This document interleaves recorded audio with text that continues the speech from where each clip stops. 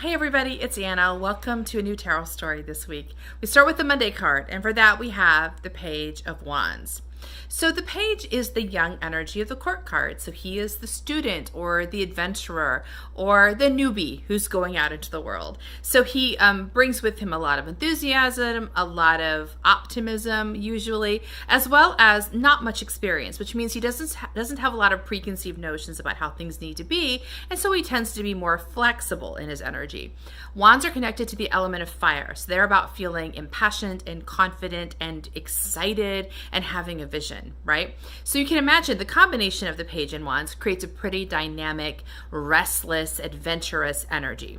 And that's a good thing. I mean, it definitely gives us a lot of momentum. It gives us a lot of optimism, and it can connect to the innocence of anything is possible, the idea that anything is possible.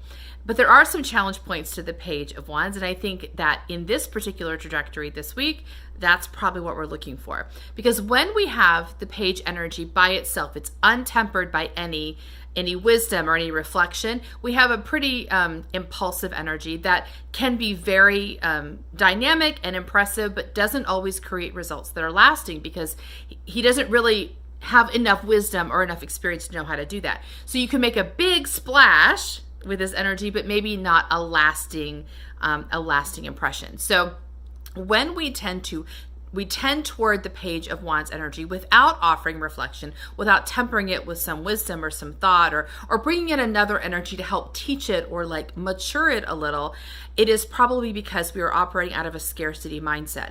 And that means that we feel momentum, but we're kind of afraid we're going to miss our opportunity or our momentum's going to run out. And so instead of pausing long enough to come up with a plan or a structure or draw in a few more energies to help balance things out, we just rush on ahead because we're afraid of running out of time or opportunity.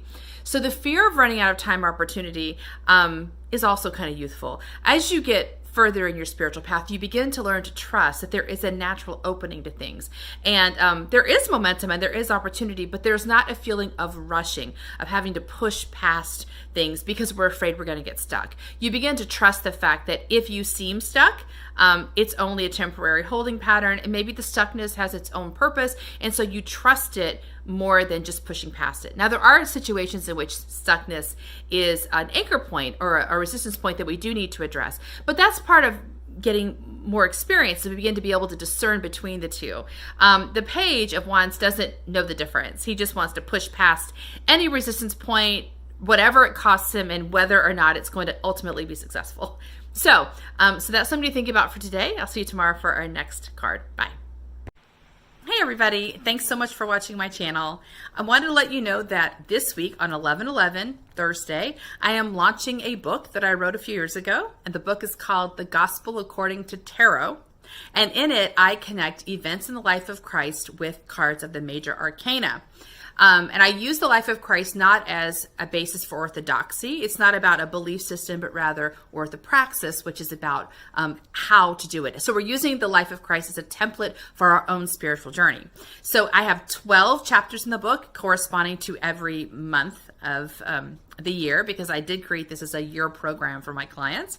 Every chapter has the scripture that I'm using, the event of life of Christ, along with my own kind of version of that, which is usually a little bit non-traditional or a lot non-traditional. I combine that with the major arcana card that connects to that lesson, and it closes with a tarot spread you can pull for yourself to help you integrate it into your own personal journey. And I'm also going to include a link that connects to a meditation that I've created for each of these 12 steps. So I'll be telling you more about that the days that come, but I'm also going to be releasing the first chapter in my Patreon community. So if you want to check that out, please feel free to join my Patreon community and you'll get first dibs at that. So let me know if you have any questions, but otherwise I'll see you next time. Bye.